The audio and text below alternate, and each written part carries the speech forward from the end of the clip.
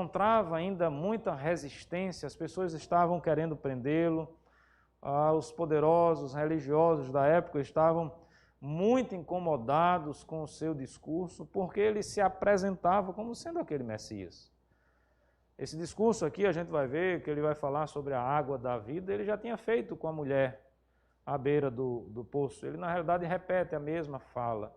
E ele se coloca como a água, ele é a água. Inclusive, a água era um elemento importante na festa dos tabernáculos. Aqui toda uma estratégia pedagógica, esperando o tempo apropriado, esperando o tempo certo, fazendo as coisas no tempo de Deus. E o Senhor Jesus, então, nos versos anteriores a esses que nós acabamos de ler, ele está ensinando aquele povo. Nós aprendemos isso no domingo passado.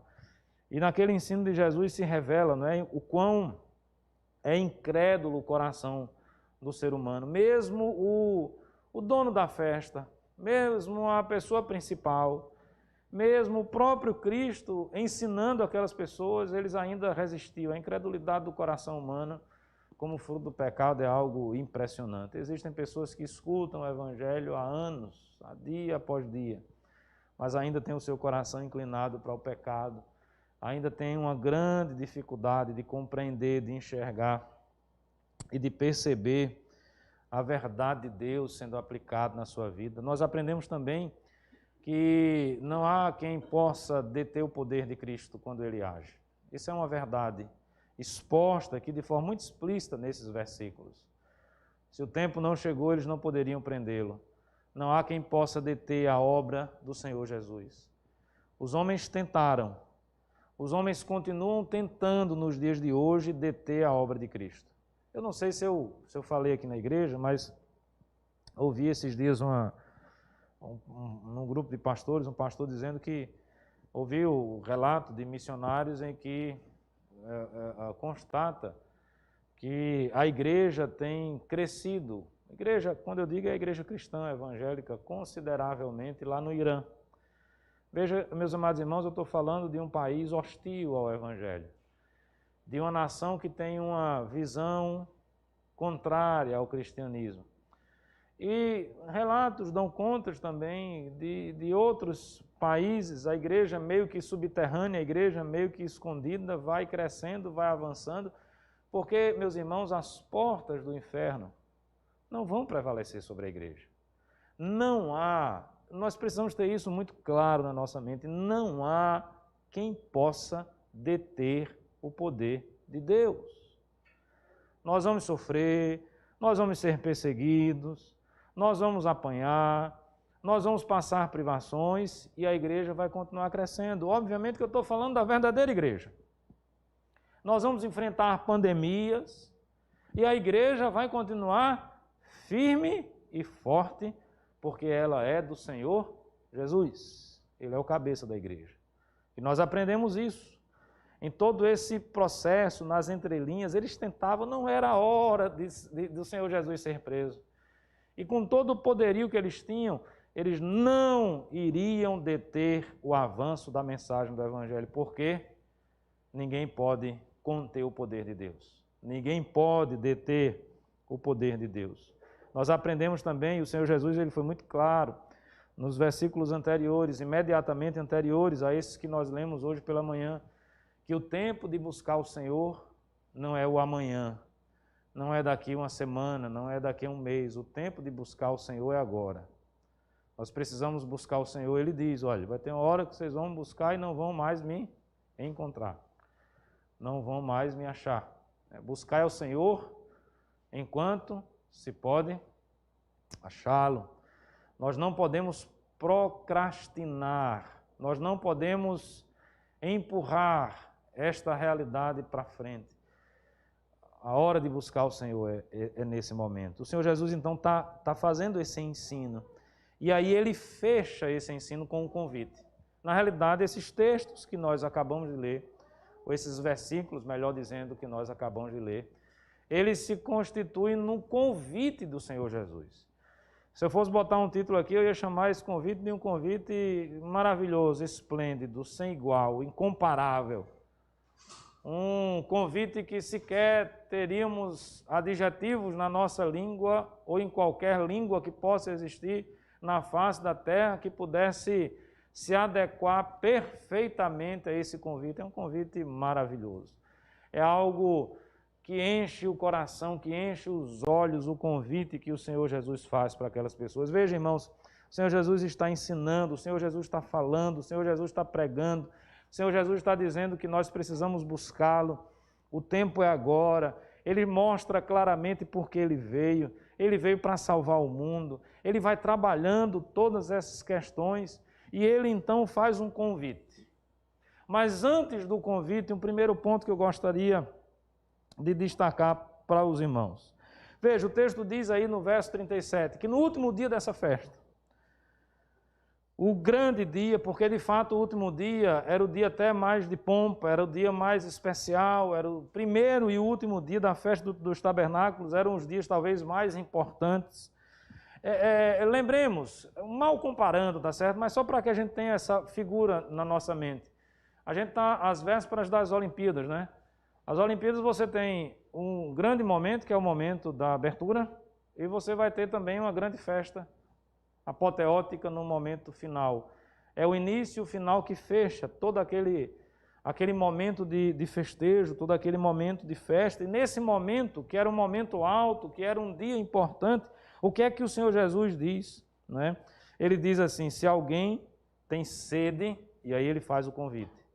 Mas antes de entrar no convite propriamente dito, ele diz assim, se alguém tem sede. Meus amados irmãos, que coisa maravilhosa nós aprendemos com o mestre nesses versículos. Ele escancara, ele expõe, ele coloca diante dos nossos olhos que esse convite, o convite de ir até ele, existe porque nós temos uma necessidade.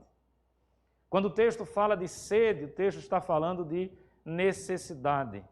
Sede é uma necessidade. Imagine aquele dia em que você se esforçou fisicamente demais, talvez tenha experimentado algum tipo de trabalho ou atividade física num dia de muito calor.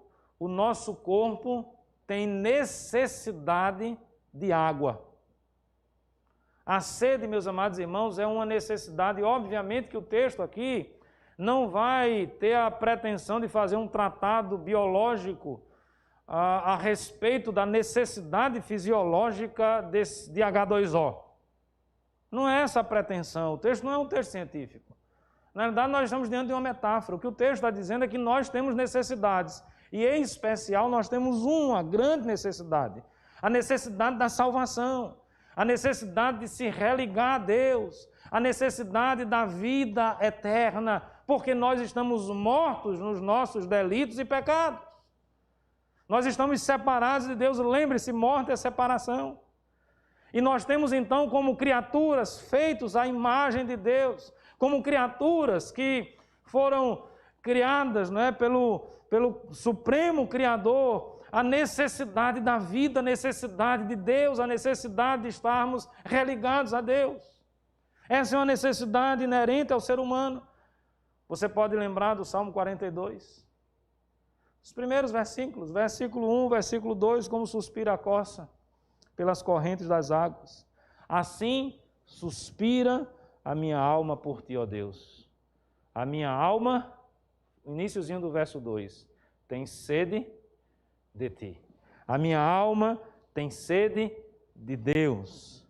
A minha alma tem sede do Deus vivo. Essa é uma necessidade humana. As pessoas podem até negar isso.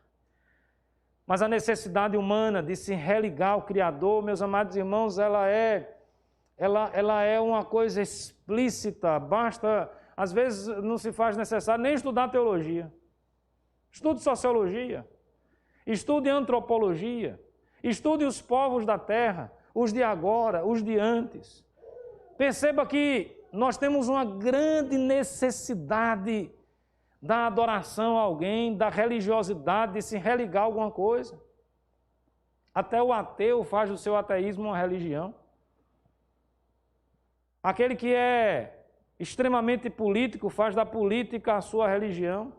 Aquele que só pensa em ganhar dinheiro faz do ganhar dinheiro a sua religião. Entenda, meus amados irmãos, essa perspectiva e essa necessidade de algo que possa ocupar o nosso coração, que é sedento, que tem sede, que tem necessidade, que almeja. Na realidade, eu vou muito mais do que a necessidade. A sede é uma necessidade, ponto. Não há como negar esta verdade. Mas pensando um pouco até aqui nesse salmo que eu citei, o Salmo 42, versos 1 e 2, a sede revela também, sobretudo, um anseio, sobretudo um desejo do nosso coração. Não é uma coisa simplesmente mecânica. Pensemos mais uma vez naquele momento em que o corpo pede água, que nós estamos sedentos. O ato de beber água é um ato que traz prazer. Não é um ato frio e mecânico e apenas biológico, né? Pronto, eu agora estou repondo a necessidade do meu corpo, me hidratando, né? Repondo a necessidade do meu corpo com água. Não, não é apenas isso. Com certeza não é apenas isso. Veja, o salmista diz: como suspira a costa pelas correntes das águas, assim a minha alma suspira também. É o desejo, é o prazer, é a vontade que vai além da necessidade, ou que aprofunda o conceito de necessidade. A minha alma tem sede de Deus, eu preciso de Deus, eu desejo a Deus, eu almejo ao Senhor, a minha alma tem sede de Deus. O Senhor Jesus constata essa necessidade, o Senhor Jesus constata esse anseio. Veja, está fechando ali a festa dos tabernáculos, Ele está pregando para aquelas pessoas. Muitos estão ouvindo a sua palavra. Ele já está pregando o evangelho, ele já está falando da necessidade do ser humano de salvação. Ele já está ensinando. Nós vamos encontrando ali os incrédulos, a dureza no coração das pessoas. Nós vamos vendo aquela mensagem crescendo, progredindo. Nós vamos ele alertando, dizendo: olha, o tempo de buscar é hoje, não demora. Essa é uma decisão que nós não podemos empurrar para frente. E nesse contexto, então, ele arremata tudo com um convite. Mas ele faz esse convite porque ele sabe que nós precisamos. Ele sabe que nós necessitamos. Porque, meus amados irmãos, o Senhor Jesus, o Filho de Deus, aquele que se encarnou, o Deus que se encarnou, o Verbo que se fez carne, a luz do mundo, aquele que tabernaculou entre nós, que habitou entre nós, ele não veio para o mundo, ele não habitou entre nós sem propósito, sem razão. Não, ele tinha um propósito, ele tinha uma razão. O propósito é a nossa salvação. O propósito é a regeneração da raça humana. O propósito é a regeneração de toda a criação de Deus que sofre com o pecado, que geme afastada de Deus, que sofre porque um dia decidiu firmemente no seu coração desobedecer a Deus, romper com a lei de Deus, trazendo todos os flagelos possíveis e imagináveis desse ato vil, desse ato terrível. Nós estávamos condenados, o inferno era o nosso destino, mas Deus nos amou, e nos amou de tal maneira que mandou o seu único filho. E mandou o seu único filho porque nós temos necessidade. E todo aquele que compreende essa necessidade, ele vai além da necessidade, ele passa a desejar, ele passa a almejar a Deus e a salvação, como a costa suspira pelas correntes das águas. Como o salmista diz, a minha alma é o mais profundo do nosso ser. A alma, meus amados irmãos, representa o âmago, não é? Aquele lugar que às vezes é até inacessível, que nós sequer temos um mapeamento completo dele. É ali, naquele momento, naquele lugar tão sacrossanto que pertence à existência humana, que o desejo por Deus se revela de uma forma muito mais forte.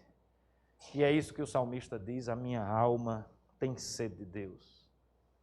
Escute o convite de Deus para mim e para você nessa manhã. Porque uma vez constatando, meus amados irmãos, e o Senhor Jesus constata isso, essa necessidade, esse anseio, a necessidade de salvação, o desejo e o anseio de ser salvo. Lembremos que beber dessa água significa crer no Senhor Jesus. Ele diz isso para a mulher do poço. Lembremos que essa água é o próprio Senhor Jesus. Eu sou a água da vida. Eu pergunto, será que essa sede é uma realidade na sua vida? Será que você consegue identificar esse anseio e esse desejo de Deus na sua vida? Eu não tenho dúvida que todo ser humano tem essa necessidade. Mas eu também não tenho dúvida que muitos estão procurando saciar esse desejo e essa vontade de outras formas, noutras realidades. E aí eu complemento com as palavras do Senhor Jesus aqui no verso ainda 37, com o convite maravilhoso que ele faz. Você tem sede, nós estamos com sede, nós temos a necessidade de Deus, você necessita de Deus na sua vida, o mundo precisa de Deus. Escute o convite que o Senhor Jesus faz a você nessa manhã. O que é que ele diz, irmãos? Venha a mim e beba. Não são as minhas palavras. Essas palavras não são minhas. Veja, nós estamos diante aqui de algo que é fantástico, maravilhoso, uma mensagem, um sermão do próprio Senhor Jesus. É Ele quem está falando. É Ele quem está dizendo. E o que Ele diz para mim e para você nessa manhã, o convite que Ele faz é exatamente esse: venha a mim e beba. Você que tem sede, você que tem necessidade de Deus, você que se reconhece como um pecador, você que está disposto e exercendo arrependimento na sua vida, não existe outro caminho para que de fato essa sede seja plenamente saciada. É interessante, irmãos, que a gente pode estar naquele dia, voltando ao dia de calor, né? Que nós estamos sedentos. Você pode beber qualquer líquido que seja. Nenhum, por mais que você goste desse líquido, vai cumprir o propósito de saciar plenamente a nossa sede como a água. Tem hora que é só a água que resolve. Não tem outro líquido que resolva.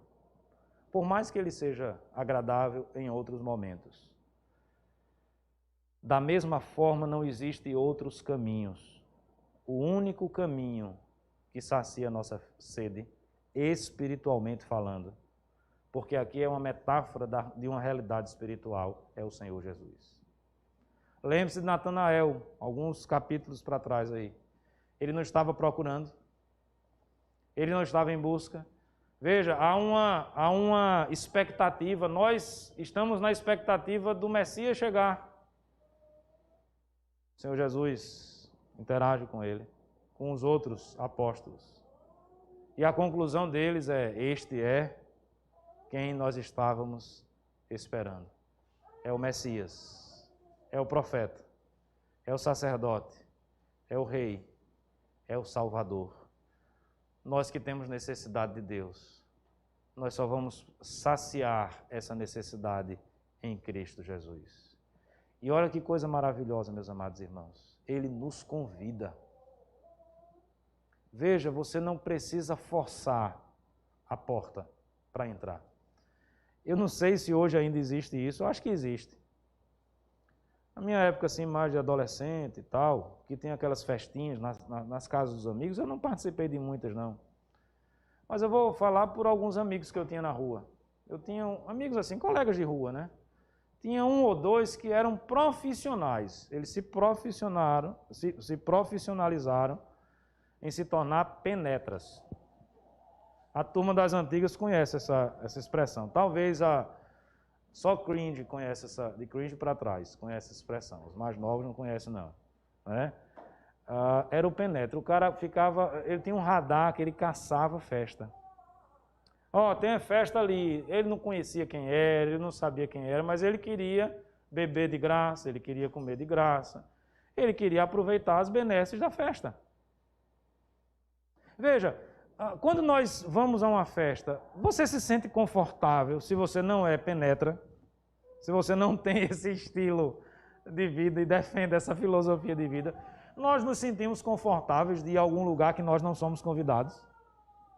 Para que a gente vá numa festa, nós precisamos receber o convite. O convite é algo essencial, é algo fundamental. E olha que coisa interessante, nós precisamos e necessitamos da salvação. Nós temos sede, essa é uma necessidade constatada da nossa realidade. E ao mesmo tempo que o Senhor Jesus constata a realidade, se alguém tem sede, ele faz um convite. E olha, irmãos, o convite continua de pé, viu?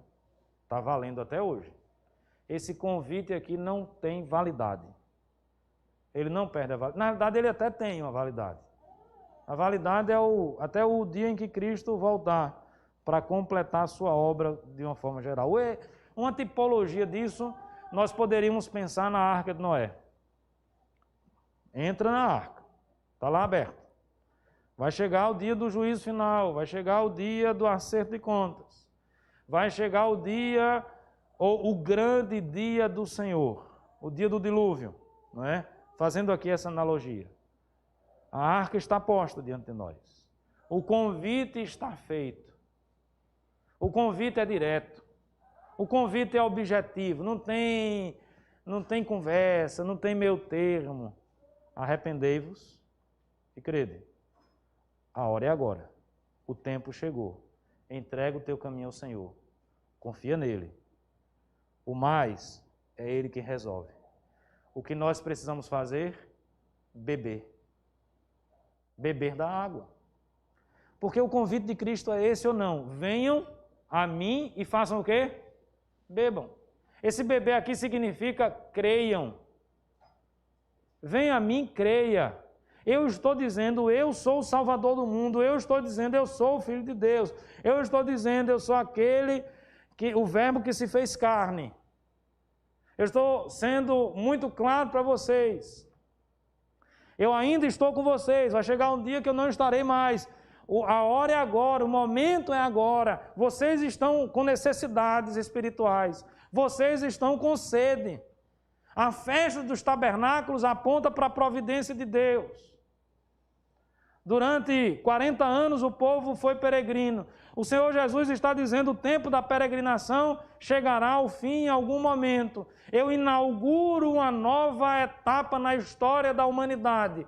Eu inauguro um novo tempo. A partir de agora, nós estamos nos momentos finais, entre a primeira e a segunda vinda de Cristo. E o que ele está dizendo é, o tempo de buscar é agora. Se você tem sede, beba. Se você tem necessidade, entregue a sua vida ao Senhor Jesus. Não existe convite mais maravilhoso do que esse. É o momento em que nós finalmente achamos não apenas aquilo que a nossa mente procura, mas sobretudo aquilo que o nosso coração procura.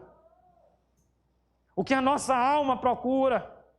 Nós vamos dizer, olha, não, se eu antes pensava que era o sol e devia ou deveria adorar o sol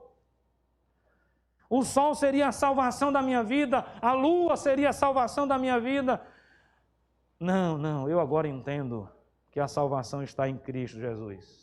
Se antes eu tributava a uma escultura, seja ela qual for, a uma imagem, seja ela qual for, a um ser, seja ele qual for, a uma ideologia política, seja ela qual for, não importa aquilo que você tem como Deus, se você acha que isso é Deus,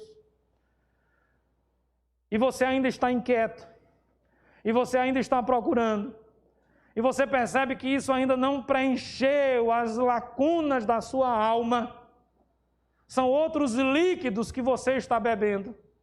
Você precisa compreender que para que a nossa sede seja plenamente saciada, só há um líquido a ser bebido: a fé em Cristo Jesus como Senhor e Salvador da nossa vida. Ele é o caminho. Não existe outro caminho. Obviamente que eu não vou convencê-lo na marra. Eu não vou colocar um revólver na sua cabeça e dizer, seja crente. Vai lá, se converta. Não. De uma forma muito clara, a palavra de Deus diz que não é nem por força, nem por violência. Até porque essa ação não é minha. Eu não tenho o poder do convencimento dos irmãos. A única coisa que me compete é abrir o texto sagrado, é pregar a verdade de Deus, é lançar a semente. Eu acredito que hoje, nesse momento, a semente continua sendo lançada no seu coração. É como eu falei, esse convite continua vigorando até os nossos dias. Ele não caducou. Ele não perdeu a sua validade. Irmãos, sabe o que é que eu estou dizendo para vocês com muita clareza nessa manhã? O Senhor Jesus continua dizendo, venha a mim. Ele continua convidando você. Ele diz ao Rafael, venha a mim. Ao pequeno Jonas, venha a mim. A Maísa, ao Jorge, ao Cícero, a Francisca, a Tânia, a todos nós. Ele continua dizendo, venha a mim. E participe do privilégio.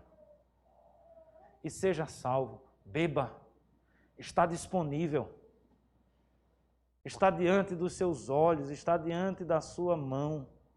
Você não precisa ser um penetra, você é convidado.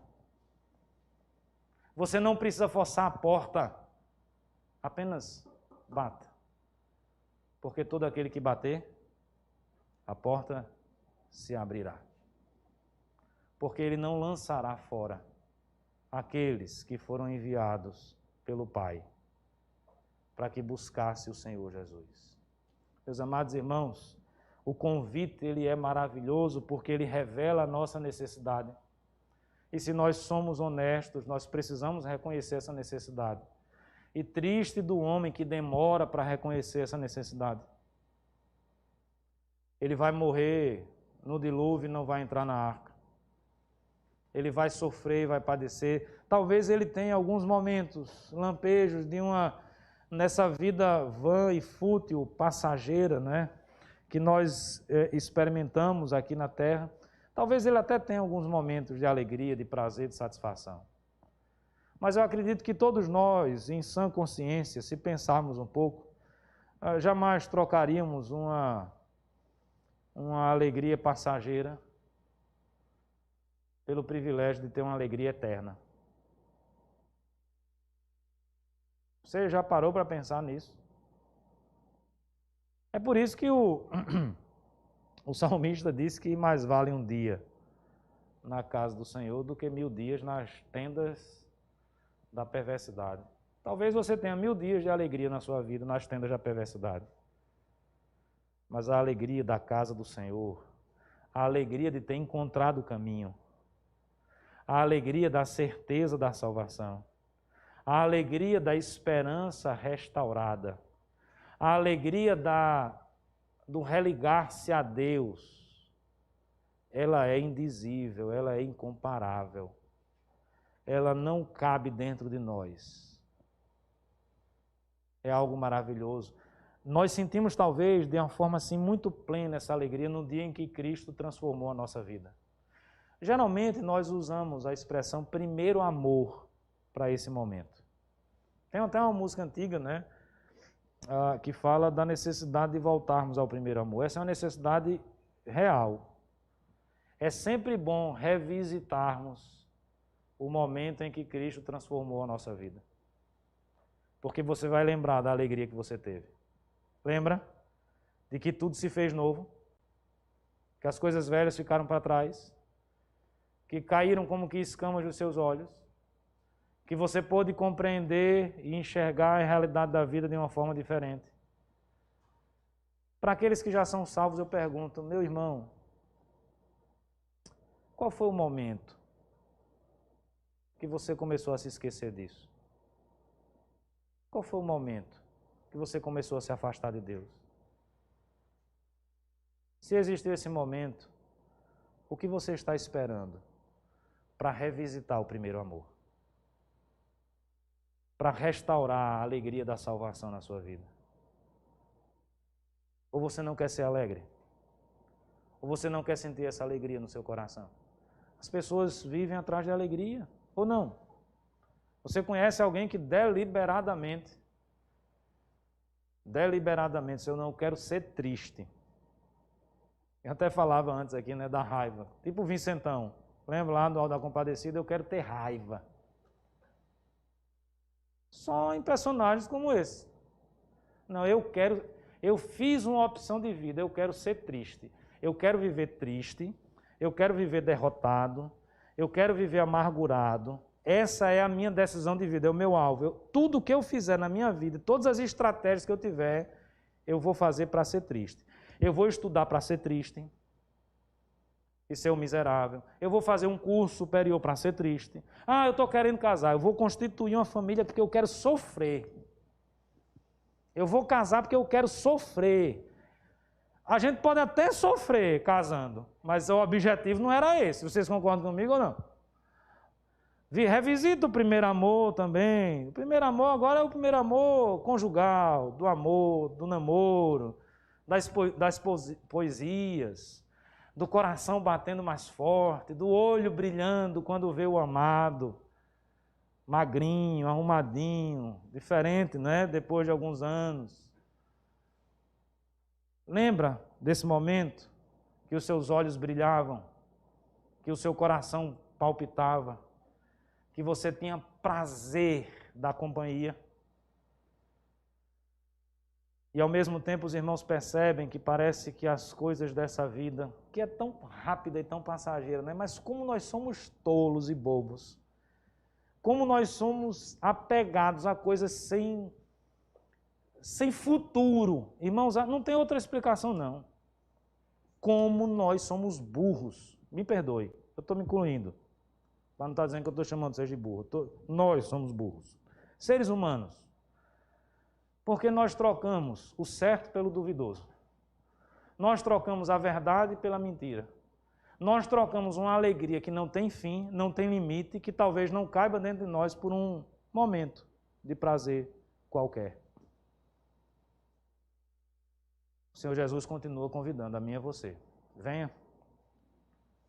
É isso que Ele está falando para nós nessa manhã. Venha a mim. Beba, acredite, creia.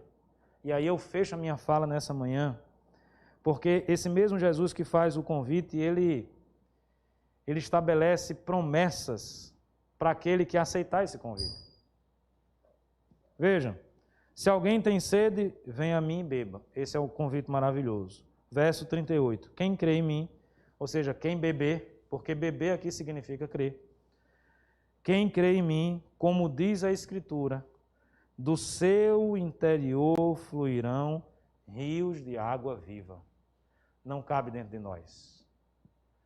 É uma alegria, é um momento assim que o nosso coração será transformado. Eu até copiei, deixa eu ver se eu trouxe, um pequeno frase, assim, textozinho, mais do que uma frase, de um autor cristão antigo, João Crisóstomo, lá meados do século IV, talvez chegando no iniciozinho do século V, foi um bispo de Constantinopla, um pai da igreja, um grande pregador, um grande orador. Ele diz assim, o Senhor, sobre esse texto, ele diz assim, o Senhor disse rios e não rio, para indicar a abundância copiosa das suas águas. Chama água viva aquela que sempre trabalha, porque a graça do Espírito Santo, quando entra em uma alma e ali se detém, brota mais do que qualquer fonte e não diminui, nem seca, nem se detém. Quando Deus entra no nosso coração, há uma explosão na nossa vida. Rios de água, fontes de água. Veja, a corça, ela anseia pelas fontes das águas. Davi diz, a minha alma tem sede de ti. Estão acompanhando o raciocínio? Cristo diz, vem a mim e beba. Cristo diz à mulher do poço, se você beber da água da vida, nunca mais você vai ter sede. Eu estou agora satisfeito.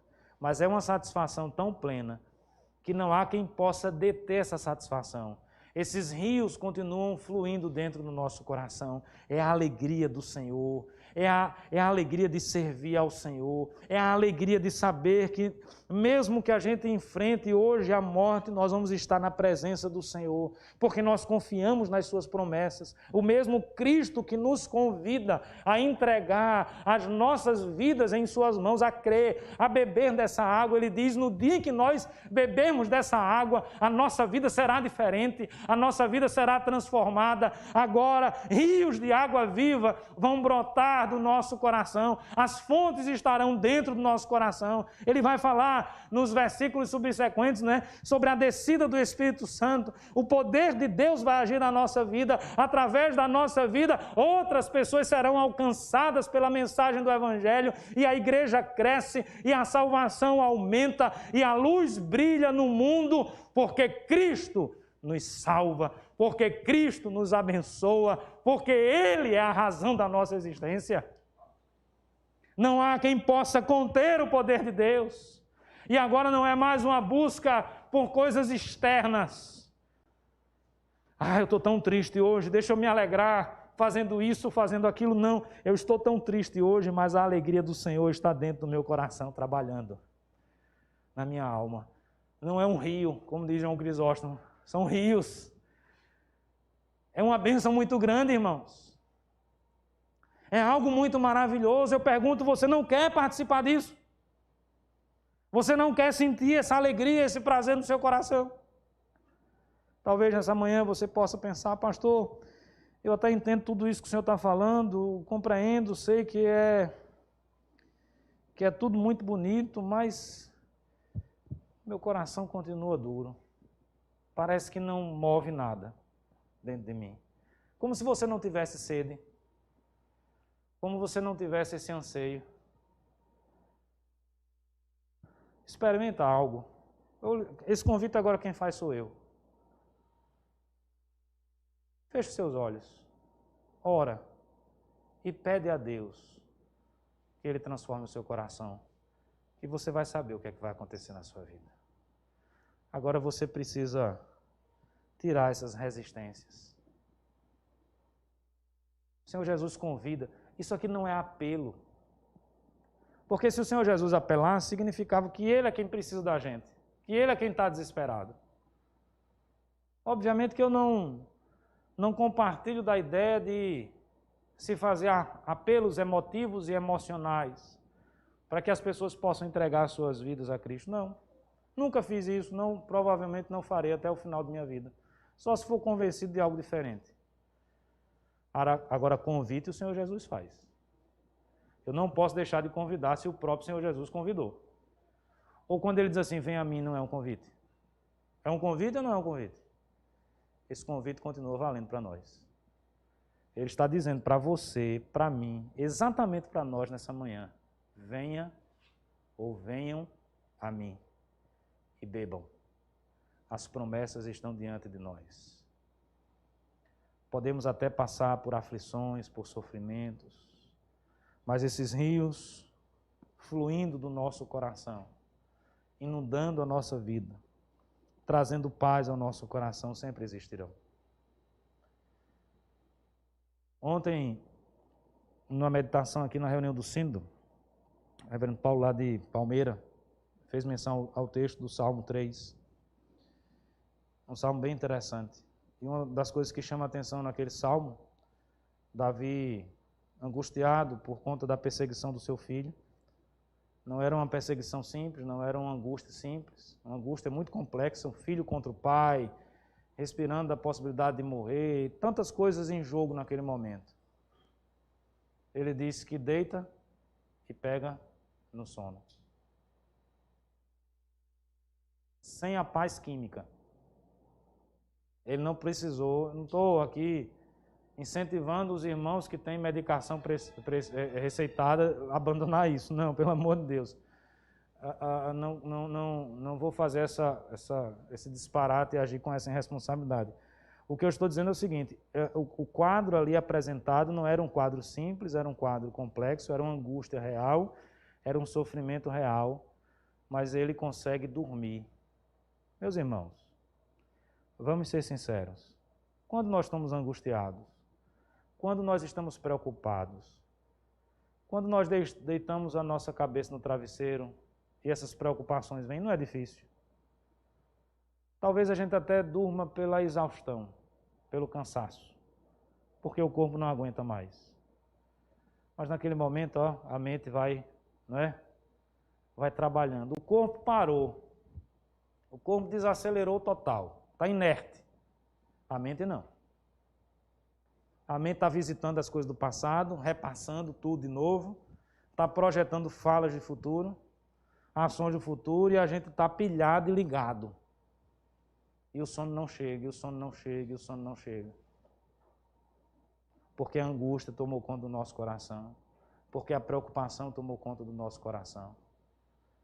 Meus irmãos, nós temos um convite para ir numa festa. Nós não precisamos ser penetra. E o convite é: você pode dormir bem, sem a paz química. Entregue a sua vida ao Senhor Jesus. Confia no Senhor Jesus. Essa é uma ação nossa. Ou não? Essa é uma ação nossa. Entrega a sua vida ao Senhor Jesus. Confia no Senhor Jesus. Pastor, eu estou muito resistente. Eu não tenho mais o que fazer.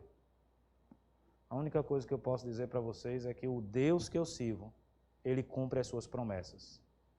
E se Ele promete rios de água viva fluindo do nosso coração, é essa a realidade. Se Ele promete a salvação, eu creio nisso, é exatamente isso que vai acontecer. E nada diferente disso. Nenhuma vírgula sequer foge ao poder e à ação de Deus, porque Deus é soberano. Eu creio nisso. E a minha fala nesta manhã não pode ser diferente para os meus irmãos. Deus promete. Veja, Deus constata a sede. Cristo constata a sede. Cristo faz o convite. E o convite vem com promessas. Promessas que nos atingem agora, promessas que nos atingirão pela eternidade. Eu fecho a minha fala nessa manhã, repercutindo o convite do Senhor Jesus ao seu coração. Meu irmão, volte para Cristo. Meu irmão, entregue a sua vida ao Senhor Jesus. Ele está lhe convidando nessa manhã. Beba, creia, acesse, busque. Está diante de você. R$0. Você não precisa mexer no seu bolso nem na sua conta bancária. A única coisa que nós precisamos fazer, é dizer sim. Só isso. O resto Deus vai fazer. É dizer sim, sim, Senhor. Eu entrego a minha vida nas tuas mãos. Vamos orar? Senhor nosso Deus e Pai bendito, é a tua palavra, Senhor, não é a nossa palavra. É o Senhor Jesus nos convidando. O convite é dele, não é meu. Eu sou, ó Pai Santo, apenas um servo que expõe a tua palavra nesta manhã. Mas, ó Deus, a quem essa palavra puder chegar, que ainda não teve um encontro com o Senhor Jesus, eu te peço nesse instante, ó Deus, se assim for da tua vontade, que o Senhor possa incomodar o coração e a mente dessa pessoa. E que hoje, nesse momento, não mais para frente, hoje, agora, ela possa entregar a sua vida, ela possa entregar-se totalmente ao Senhor. Abandonando o pecado, abandonando, ó Deus, as coisas erradas dessa vida. Ó meu Pai, eu oro e intercedo também por aqueles que estão frios na fé. Às vezes as coisas desse mundo nos envolvem. Não há uma ação deliberada nesse sentido, mas o dia a dia, o cotidiano, aquilo que é quase que automático na nossa existência, vai nos afastando do Senhor. Eu sei que existem irmãos, isso pode acontecer comigo também, ó Deus, que pela convivência tão longa com a igreja, com as coisas do Senhor, parece que nós nos esquecemos do primeiro amor. Ó Deus, faça com que a gente volte ao primeiro amor. Reaviva a tua obra no nosso coração, Senhor. Traz ânimo ao nosso ser. Que nós que bebemos dessa água possamos, a cada dia da nossa existência, desfrutar da tua presença maravilhosa e nos alegrar com as promessas do Senhor para a nossa vida e para o nosso coração. Essa é a oração que nós a ti fazemos. No nome do Senhor Jesus. Amém. Amém.